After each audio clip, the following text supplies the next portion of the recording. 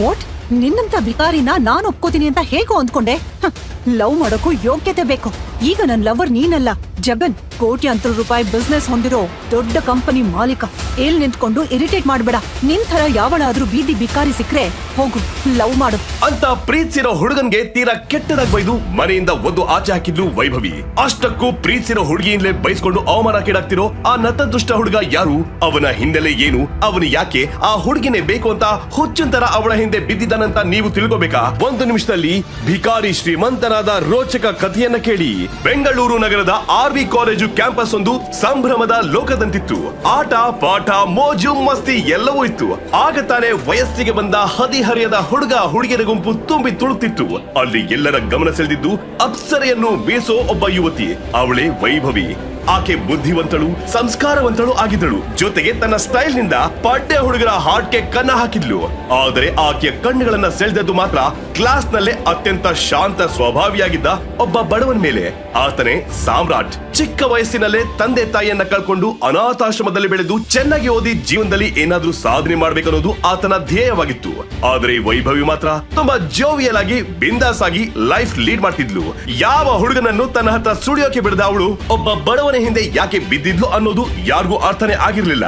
ಇಡೀ ಕಾಲೇಜ್ ಅವಳ ಅಂದಕ್ಕೆ ಮರುಳಾಗಿ ಹಿಂದೆ ಬಿದ್ರೆ ವೈಭವಿ ಮಾತ್ರ ಸಾಮ್ರಾಟ್ ಬಳಿ ತನ್ನನ್ನ ಲವ್ ಮಾಡುವಂತೆ ಪೀಡಿಸ್ತಿದ್ಲು. ಸಾಮ್ರಾಟ್ ಒಪ್ಪದಿದ್ದಾಗ ಆಕೆ ಕಾಲೇಜ್ ಗ್ರೌಂಡ್ ನಲ್ಲಿ ಬ್ಲೇಡ್ ಹಿಡಿದು, ಸಾಮ್ರಾಟ್, ನೀ ನನ್ ಪ್ರೀತಿನ ಒಪ್ಕೋತೀಯೋ ಇಲ್ವೋ? ಒಂದ್ ವೇಳೆ ಒಪ್ಕೊಳ್ಳಿಲ್ಲ ಅಂದ್ರೆ ಕೈ ಕುಯ್ಕೊಂಡು ಪ್ರಾಣ ಬಿಟ್ಬಿಡ್ತೀನಿ ಅಂತ ಹೆದರಿಸಿದ್ಲು. ನೋಡಿ, ಇದಕ್ಕೆಲ್ಲ ನನ್ನ ಹತ್ರ ಸಮಯ ಇಲ್ಲ. ನಾನು ಜೀವನದಲ್ಲಿ 100 ಕನ್ಸ್ಕೊಂಡಿದ್ದೀನಿ.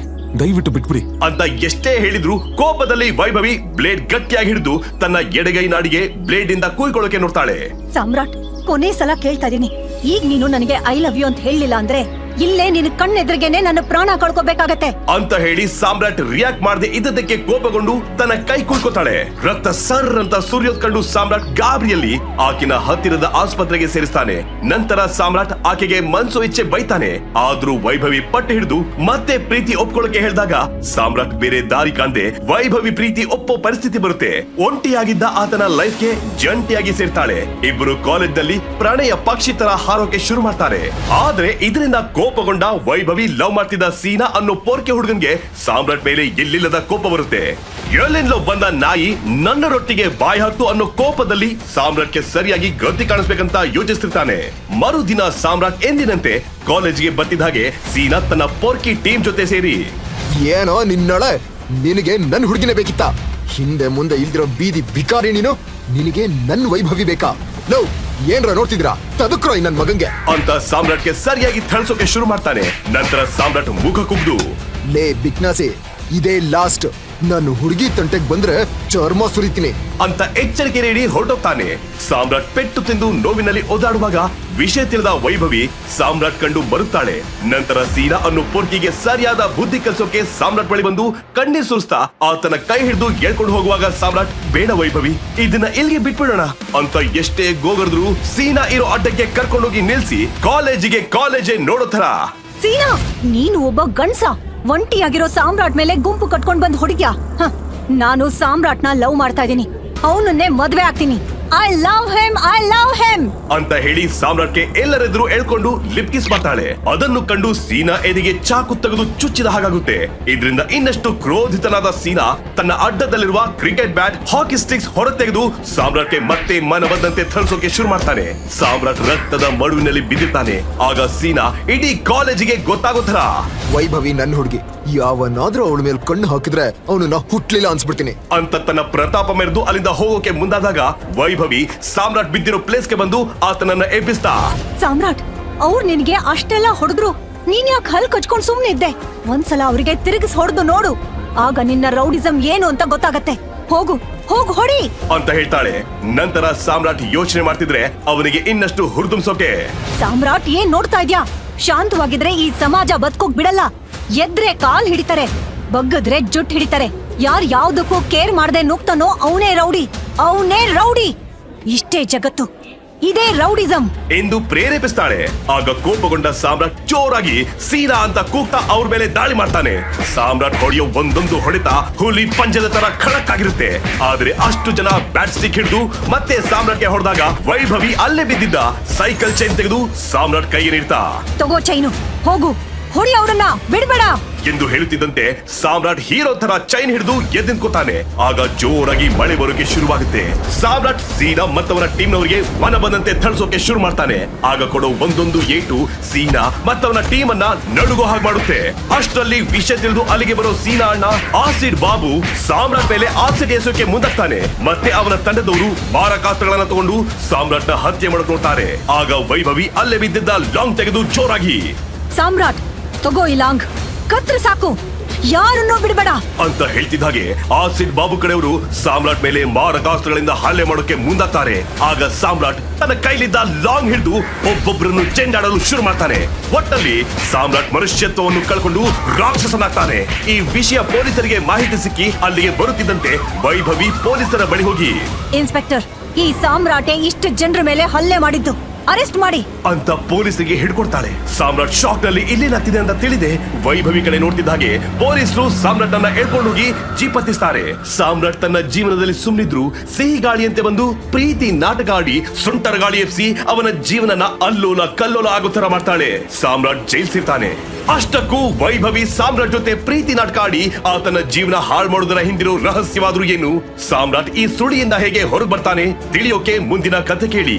ಅವನ ತಲೆಯಲ್ಲಿ ಕಾಡ್ತಿದ್ದ ಪ್ರಶ್ನೆಗೆ ಉತ್ತರ ತಿಳ್ಕೊಳ್ಳೋಕೆ ಸಾಮ್ರಾಟ್ ವೈಭವಿ ಮನೆ ಬಳಿ ಹೋದಾಗ ಆತನಿಗೆ ಅವಳು ಯಾಕೆ ಇವನನ್ನ ಪ್ರೀತಿಸಿದ್ಲು ಅನ್ನೋ ಶಾಕಿಂಗ್ ವಿಷಯ ಗೊತ್ತಾಗುತ್ತೆ. ಆವತ್ತಿನಿಂದ ಸಾಮ್ರಾಟ್ ವೈಭವಿ ಪ್ರೀತಿನ ಪಡಿಲೇಬೇಕು ಅನ್ನೋ ಹಠಕ್ ಬಿದ್ದು ಆಕೆಗೆ ಚಿತ್ರಹಿಂಸೆ ಕೊಟ್ಟು ಹೇಗಾದ್ರೂ ಪಡ್ಕೊಳ್ಳೋಕೆ ನೋಡ್ತಾನೆ. ಅವಳೆಲ್ಲೇ ಹೋದ್ರೂ ಬಿಡದೆ ಬೇತಾಳಂತರ ಹಿಂದೆ ಬೀಳ್ತಾನೆ. I love you, you must love me, you must love me. You idiot scoundrel, ನನಗ್ ನೀನ್ ಇಷ್ಟ ಇಲ್ಲ ಅಂದ್ರು ಯಾಕ್ ನನ್ನ ಹೀಗ್ ಪೀಡಿಸ್ತೀಯಾ? ಪ್ರಾಣ ಹೋದ್ರೂ ನಾನ್ ನಿನ್ನ ಲವ್ ಮಾಡಲ್ಲ. ಯಾಕೆ ನನ್ನ ಲವ್ ಮಾಡಲ್ಲ? ಏನಾಗಿದೆ ನನಗೆ? ನೋಡು, ಸರಿಯಾಗಿ ನೋಡು. ನಾನೇನ್ ಕುರುಡಾನ ಇಲ್ಲ ಮುತ್ಕಾನ? ಸರಿಯಾಗಿ ಕಣ್ಣು ಬಿಟ್ಟು ನೋಡು. ನಾನ್ ಯಾವ್ದ್ರಲ್ಲೇ ಕಮ್ಮಿ ಆಗಿದ್ದೀನಿ? ನೀನ್ ನನ್ನ ಪ್ರೀತಿಸು ಬಿಡು, ನಾನ್ ನಿನ್ನ ಪ್ರೀತಿಸ್ತಾನೆ ಇರ್ತೀನಿ. ನಿನ್ನ ಕಣ್ಣು, ಅಂದ, ಚಂದ ಇದೆಲ್ಲ ನನಗೆ ಬೇಕು. ನಿನ್ನ ದೇಹದ ಪ್ರತಿ ಇಂಚಿಂಚು ಲವ್ ಮಾಡ್ತೀನಿ. ನೀನ್ ಲವ್ ಮಾಡು ಬಿಡು, ನಾನ್ ನಿನ್ನ ಲವ್ ಮಾಡ್ತಾನೆ ಇರ್ತೀನಿ. ನಂದು ನಿಸ್ವಾರ್ಥದ ಲವ್. ಮಾಡೋದ್ ಬೇಡ ಅಂತ ಹೇಳೋ ರೈಟ್ಸ್ ಯಾವನ್ಗೂ ಇಲ್ಲ. ನೀನ್ ಕುತ್ತಿಗೆಗೆ ತಾಳಿ ಅಂತ ಕಟ್ಟಿದ್ರೆ ಅದು ನಾನೇ. ಹಾಗಾದ್ರೆ ನೀನ್ ನನ್ ಹೆಣಕ್ಕೆ ತಾಳಿ ಕಟ್ಟಬೇಕು. ಅದೇ ಸತ್ಯ ಆದ್ರೆ ನಿನ್ನ ಹೆಣದ ಜೊತೆಗೆ ಸಂಸಾರ ಮಾಡ್ತೀನಿ. ಆತ ಪೀಡ್ಸೋಕೆ ಶುರು ಮಾಡ್ತಾನೆ. ಇದರಿಂದ ಬೇಸತ್ತ ವೈಭವಿ ಆತನನ್ನ ಒಂದು ಪ್ರೈವೇಟ್ ಪ್ಲೇಸ್ ಗೆ ಕರ್ಕೊಂಡು ಹೋಗಿ ಮತ್ತೆ ಪ್ರೀತಿ ನಾಟಕ ಆಡಿ ಸಮಯಕ್ಕೆ ಕಾದು ಸಾಮ್ರಾಟ್ ವೈಭವಿ ತೋಳಲ್ಲಿ ಬಂಧಿಯಾಗಿದ್ದಾಗ ಬಚ್ಚಿಟ್ಟುಕೊಂಡಿದ್ದ ತನ್ನ ಚಾಕು ತೆಗೆದು ಸಾಮ್ರಾಟ್ಗೆ ಇರಿದು ಹತ್ಯೆ ಮಾಡಿ ಅಲ್ಲಿಂದ ಓಡೋಗ್ತಾಳೆ. ಇತ್ತ ಸಾವು ನೋವಿನ ನಡುವೆ ಹೋರಾಡ್ತಿದ್ದ ಸಾಮ್ರಾಟ್ ಆಸ್ಪತ್ರೆ ಸೇರಿ ಚಿಕಿತ್ಸೆ ಪಡೆಯುತ್ತಾನೆ. ಪ್ರಜ್ಞೆ ಬರುತ್ತಿದ್ದಂತೆ ಪ್ರೀತಿ ಹೆಸರು ಹೇಳಿ ತನಗೆ ಮೋಸ ಮಾಡಿದ ವೈಭವಿನ ಸುಮ್ನೆ ಬಿಡಬಾರ್ದಂತ ಯೋಚನೆ ಮಾಡಿ ಆಕೆಯ ಮನೆಗೆ ಹೋಗ್ತಾನೆ. ಆದರೆ ವೈಭವಿ ಮನೆ ಖಾಲಿ ಮಾಡ್ಕೊಂಡು ಊರೇ ಬಿಟ್ಟು ಎಲ್ಲೋ ಹೊರಟೋಗಿರ್ತಾಳೆ.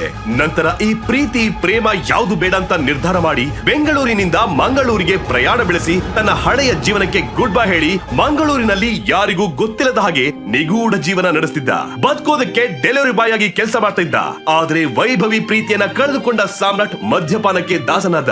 ಹೀಗೊಂದು ದಿನ ಆಕೆಯ ಹುಟ್ಟಿದ ದಿನ ತೀರಾ ನೆನಪಾಗಿ ಆಕೆಯನ್ನ ಮರೆಯಲಾಗದೆ ಮದ್ಯಪಾನ ಮಾಡಿ ಮತ್ತು ಹೆಚ್ಚಾಗಿ ರಸ್ತೆಯಲ್ಲಿ ಬಿದ್ದಿರುವಾಗ ಶ್ರೀಮಂತ ಬಿಸಿನೆಸ್ ಟೈಕೂನ್ ಆಗಿರೋ ಸೂರಜ್ ಗೊತ್ತು ಗುರಿ ಇಲ್ದಿರೋ ಅವನನ್ನ ಕರ್ಕೊಂಡೋಗಿ ತನ್ನ ತಂಗಿ ಸಾನಿಯಾ ಪಾರ್ಟಿ ಮಾಡಿ ಸ್ಟೇ ಆಗಿದ್ದ ಹೋಟೆಲ್ ರೂಮ್ಗೆ ತಂದ್ಬಿಡ್ತಾನೆ. ಇದು ಸೂರಜ್ನ ಕುತಂತ್ರವಾಗಿತ್ತು. ಏಕೆಂದರೆ ಸಾನಿಯಾ ಕುಟುಂಬದ ವ್ಯವಹಾರಗಳಲ್ಲಿ ಸೂರಜ್ಗಿಂತ ಹೆಚ್ಚು ಸಮರ್ಥಳಾಗಿದ್ಲು. ಆದ್ದರಿಂದ ಪಿತೂರಿ ಮಾಡಿ ತನ್ನ ತಾತ ಶ್ರೀಕಂಠ ದತ್ತರನ್ನ ಹೋಟೆಲ್ಗೆ ಕರೆತಂದಿದ್ದ. ಸಾನಿಯಾ ಮತ್ತು ಸಾಮ್ರಾಟ್ ಅವರನ್ನ ಅರೆಬೆತ್ತಲಾಗಿ ಜೊತೆಯಲ್ಲಿ ಕಂಡ ಶ್ರೀಕಂಠ ದತ್ತ ಸಾಮ್ರಾಟಿಗೆ ತನ್ನ ಬಾಡಿ ಗಾರ್ಡ್ಸ್ಗೆ ಹೇಳಿ ಚೆನ್ನಾಗಿ ತಳಿಸಿದ್ದ. ನಂತರ ತಮ್ಮ ಕುಟುಂಬದ ರೀತಿ ರಿಜಾಯಿತಿ ಪ್ರಕಾರ ವಂಶದ ಮರ್ಯಾದೆ ಕಾಪಾಡಿಕೊಳ್ಳಲು ಸಾಮ್ರಾಟ್ನ ತಮ್ಮ ಕುಟುಂಬದ ಸದಸ್ಯನಾಗಿ ಸ್ವೀಕರಿಸಿ ಸಾನಿಯಾ ಜೊತೆ ಮದುವೆ ಮಾಡಿಸಿದ್ರು. ಕುಡಿದ ಅಮಲು ಇನ್ನು ಎಳೆಯದೇ ಇದ್ದ ಸಾಮ್ರಾಟ್ಗೆ ಏನಾಗ್ತಿದೆ ಅನ್ನೋದೇ ಅರ್ಥ ಆಗ್ಲಿಲ್ಲ. ಇತ್ತ ಒಂದು ರಾತ್ರಿಯಲ್ಲಿ ಕೋಟ್ಯಾಧಿಪತಿಯಾಗಿದ್ದ ಸಾನಿಯಾ ಏನು ಇಲ್ದಿರೋ ತಿರುಬೋಕಿ ಸಾಮ್ರಾಟ್ನ ಮದುವೆ ಆದ್ರೆ ಭಿಕಾರಿಯಾಗಿದ್ದ ಸಾಮ್ರಾಟ್ ಒಂದೇ ರಾತ್ರಿಯಲ್ಲಿ ದೊಡ್ಡ ಮನೆತನಕ್ಕೆ ಅಳಿಯನಾಗಿ ಕೋಟ್ಯಾಧೀಶ್ವರನಾದ. ಆದ್ರೆ ಆತ ಅನ್ಕೊಂಡ ಹಾಗೆ ತನ್ನ ಜೀವನ ಇರ್ಲಿಲ್ಲ. ಸಾಮ್ರಾಟ್ನ ಕೂಲಿ ಆಳ್ಗಿಂತ ತೀರಾ ನೀಚವಾಗಿ ಸಾನಿಯಾ ಮನೆಯಲ್ಲಿ ನೋಡಕ್ಕೆ ಶುರು ಮಾಡಿದ್ರು. ಅದರಲ್ಲೂ ಶರ್ಮಿಳಾಗಂತೂ ಸಾಮ್ರಾಟ್ ನೆರಳು ಕಂಡ್ರು ಉರ್ದ್ ಬೀಳೋಳು. ಅವತ್ತೊಂದಿನ ಸಾನಿಯಾ ಜೊತೆ ಒಂದು ಫ್ಯಾಮಿಲಿ ಫಂಕ್ಷನ್ ಗೆ ಇಷ್ಟವಿಲ್ದಿದ್ರು ಹೋಗೋ ಪರಿಸ್ಥಿತಿ ಬಂತು. ಹೈ ಕ್ಲಾಸ್ ಜನರೇ ಸೇರಿದ್ದ ಪಾರ್ಟಿಗೆ ಸಾನಿಯಾಳ ಜೊತೆ ಪಾರ್ಟಿಗೆ ಹೋದ ಸಾಮ್ರಾಟ್. ಆದ್ರೆ ಆತ ಇಮ್ಯಾಜಿನ್ ಕೂಡ ಮಾಡದೇ ಇರೋ ತರ ಒಂದು ಘಟನೆ ನಡೀತು. ಪ್ರೀತಿ ನೆಪ ಹೇಳಿ ಸಾಮ್ರಾಟ್ಗೆ ಮೋಸ ಮಾಡಿದ್ದ ವೈಭವಿ ಇದೇ ಪಾರ್ಟಿ ಬಂದಿದ್ಲು. ಅಲ್ಲೇ ಇದ್ದ ಸಾಮ್ರಾಟ್ನ ಬಗ್ಗೆ ತನ್ನ ಹೊಸ ಬಾಯ್ ಫ್ರೆಂಡ್ ಹತ್ರ ಏನೇನೋ ಹೇಳಿ ಕಾಮಿಡಿ ಮಾಡಿ ಅವಮಾನದ ಮಾತುಗಳನ್ನ ಆಡ್ತಿರ್ತಾಳೆ. ಇತ್ತ ಸಾನ್ಯಾ ಅಣ್ಣ ಸಾಮ್ರಾಟ್ನ ವೇಷಭೂಷಣ ಕಂಡು ಅಸಹ್ಯ ಪಡ್ಕೊಂಡು ಸಾನ್ಯಾ ಹತ್ತಿರ ಬಂದು ಸೂರಜ್ ಬೇಕಂತ್ಲೆ ಸಾಮ್ರಾಟ್ ಅಂತ ಬಿಕಾರಿಗೆ ಸಾನ್ಯಾ ಸರಿಯಾದ ಜೋಡಿ ಅಂತ ಸಾನ್ಯಾ ಕ್ಯಾರೆಕ್ಟರ್ ಬಗ್ಗೆ ತೀರಾ ನೀಚವಾಗಿ ಮಾತಾಡೋಕೆ ಶುರು ಮಾಡ್ದ. ಇದರಿಂದ ಕೋಪಗೊಂಡ ಸಾಮ್ರಾಟ್ ಇನ್ನೇನ್ ಸೂರಜ್ ಮೇಲೆ ಕೈ ಮಾಡೋಕೆ ಮುಂದೆ ಬರ್ತಾನೆ. ಇದರಿಂದ ಇರಿಟೇಟ್ ಆದ ಸೂರಜ್ ಇನ್ನೇನ್ ಆತನಿಗೆ ಹೊಡಿಬೇಕು. ಅಷ್ಟರಲ್ಲಿ ಪಾರ್ಟಿಯ ಆಯೋಜಕ ಅಕ್ರಮ್ ಅಲ್ಲಿಗೆ ಬರ್ತಾನೆ. ಅಕ್ರಮ್ ದೊಡ್ಡ ಬಿಸಿನೆಸ್ ಮ್ಯಾನ್. ಸಾನ್ಯಾ ಫ್ಯಾಮಿಲಿ ಅವನಿಗೆ ತುಂಬಾ ರೆಸ್ಪೆಕ್ಟ್ ಕೊಡ್ತಿರುತ್ತೆ. ಅಷ್ಟೇ ಅಲ್ಲ, ಇಡೀ ಇಂಡಿಯಾದಲ್ಲಿರೋ ಎಲ್ಲ ಗಣ್ಯ ವ್ಯಕ್ತಿಗಳು ಅಕ್ರಮ್ನ ನೋಡಿದ್ರೆ ನಡುತ್ತಿರ್ತಾರೆ. ಸಾಮ್ರಾಟ್ ಅಂತ ಲೋ ಕ್ಲಾಸ್ ವ್ಯಕ್ತಿ ಪಾರ್ಟಿಗೆ ಬಂದಿರೋದು ಸಹಿಸದೆ ಸೂರಜ್ ಅಕ್ರಮ್ನ ಬಾಡಿಗಾರ್ಡ್ಸ್ಗೆ ಹೇಳಿ ಸಾಮ್ರಾಟ್ ಅನ್ನ ಹೊರ ಹಾಕಿಸಲು ನೋಡ್ತಾನೆ. ಬಾಡಿಗಾರ್ಡ್ಸ್ ಗಳು ಸಾಮ್ರಾಟ್ ಅನ್ನ ಎಳ್ಕೊಂಡು ಹೋಗ್ತಿರುವಾಗ ಆ ಸಣ್ಣ ಕ್ಲಾಶ್ ನಲ್ಲಿ ಅಚಾನಕ್ಕಾಗಿ ಅಕ್ರಮ್ ಸಾಮ್ರಾಟ್ ನ ಬೆರಳಿನಲ್ಲಿದ್ದ ಉಂಗುರವನ್ನ ಗಮನಿಸಿ ಶಾಕ್ ಆಗಿ ಸಾಮ್ರಾಟ್ ಕಡೆ ಬರೋದಕ್ಕೆ ಶುರು ಮಾಡ್ತಾನೆ. ಆಗ ಅಲ್ಲಿದ್ದವರೆಲ್ಲ ಇವತ್ತು ಸಾಮ್ರಾಟ್ ಕತೆ ಮುಗೀತು ಅಂತ ಅಂದ್ಕೊಳ್ಳುವಾಗ್ಲೇ ಅಕ್ರಮ್ ಭಯಭೀತನಾಗಿ ಸಾಮ್ರಾಟ್ ಮುಂದೆ ಮಂಡಿಯೂರಿ ಕೂತು ಟೈಗರ್ ಸರ್, ನೀವಿಲ್ಲಿ ಎಂದು ಗದ್ಗತಿದ ಧ್ವನಿಯಲ್ಲಿ ಕೂಗ್ತಾನೆ. ಅಕ್ರಮ್ನ ಬಿಹೇವಿಯರ್ ನೋಡಿ ಅಲ್ಲಿದ್ದವರೆಲ್ಲ ಶಾಕ್ ಆಗ್ತಾರೆ. ಆಗ ಅಲ್ಲೇ ಇದ್ದ ವೈಭವಿ, ಇಂಪಾಸಿಬಲ್, ಏನ್ ನಡೀತಾ ಇದೆ ಇಲ್ಲಿ? ಅಕ್ರಮ್ ನಂತ ದೊಡ್ಡ ದೊಡ್ಡ ಬಿಸ್ನೆಸ್ ಮ್ಯಾನ್ ಯಾಕೆ ಈ ಬಿಕಾರಿ ಮುಂದೆ ಮಂಡಿಯವ್ರು ಕೂತಿದ್ದಾರೆ ಅಂತ ಶಾಕ್ ಆಗ್ತಾಳೆ. ಅದೇ ಸಮಯಕ್ಕೆ ಅಕ್ರಮ್ ಸಾಮ್ರಾಟ್ ಬಗ್ಗೆ ಏನ್ ಹೇಳಿದ್ದೋ ಅದನ್ನ ಕೇಳಿ ಇತ್ತ ಸಾನ್ಯಾ ಮತ್ತೆ ಸೂರಜ್ ಇಬ್ರಿಗೂ ಕರೆಂಟ್ ಶಾಕ್ ಹೊಡೆದಂತೆ ಆಗುತ್ತದೆ. ಅಷ್ಟಕ್ಕೂ ಇಂಡಿಯಾದ ಫೇಮಸ್ ಬಿಸ್ನೆಸ್ ಮ್ಯಾನ್ ಆಗಿದ್ದ ಅಕ್ರಮ್ ಸಾಮ್ರಾಟ್ ಅಂತ ಭಿಕಾರಿನ ನೋಡಿ ಮಂಡಿಯೂರಿ ಕೂತಿದ್ಯಾಕೆ? ಟೈಗರ್ ಎಂಬ ಹೆಸರಿಗೂ ಸಾಮ್ರಾಟ್ಗೂ ಇರೋ ಸಂಬಂಧವಾದ್ರೂ ಏನು? ಅಕ್ರಮ್ ಸರ್ ಅಂತ ಕರೆಯುವಷ್ಟು ದೊಡ್ಡ ವ್ಯಕ್ತಿ ಸಾಮ್ರಾಟ್ ಆಗಿದ್ರೆ ಸಾಮ್ರಾಟ್ ಯಾಕೆ ಒಳ್ಳೆ ಭಿಕಾರಿ ತರ ಜೀವನ ಮಾಡ್ತಿದ್ದಾನೆ? ಸಾಮ್ರಾಟ್ ನ ಪಾಸ್ಟ್ ಗೊತ್ತಾದ್ರೆ ಸಾನ್ಯಾ ಏನ್ ಮಾಡ್ತಾಳೆ? ಅಷ್ಟಕ್ಕೂ ಆ ಸಾಮ್ರಾಟ್ ಹಾಕಿರೋ ಉಂಗುರದಲ್ಲಿರೋ ರಹಸ್ಯ ಏನು? ವೈಭವಿ ಯಾವ ರಹಸ್ಯ ಕಾರಣಕ್ಕೆ ಸಾಮ್ರಾಟ್ ನ ಬಳಿ ಪ್ರೀತಿ ನಾಟ್ಕಾಡ್ತಾಳೆ? ಅವಳ ಉದ್ದೇಶ ಏನು? ಸಾಮ್ರಾಟ್ ಮೋಸ ಮಾಡಿದ್ದ ವೈಭವಿ ವಿರುದ್ಧ ಸೇಡು ತೀರ್ಸ್ಕೊತಾನ? ಸಾಮ್ರಾಟ್ ಮುಂದೆ ಜೀವನದಲ್ಲಿ ಎದುರಿಸೋ ಸವಾಲುಗಳೇನು? ಕಥೆಯಲ್ಲಿ ನಡೆಯೋ ಮುಂದಿನ ರೋಮಾಂಚಕ ಟ್ವಿಸ್ಟ್ ಗಳನ್ನ ತಿಳಿಯೋಕೆ ಈಗ ನೀವು ಪಾಕೆಟ್ ಎಫ್ಎಂ ನಲ್ಲಿರೋ ಎಲ್ಲಾ ಶೋಗಳನ್ನ ಈಸಿಯಾಗಿ ಕೇಳಬಹುದು. ಈಗಲೇ ಡೌನ್ಲೋಡ್ ಮಾಡಿ ಪಾಕೆಟ್ ಎಫ್ಎಂ ಮತ್ತು ಕೇಳಿ super hit show tiger returns.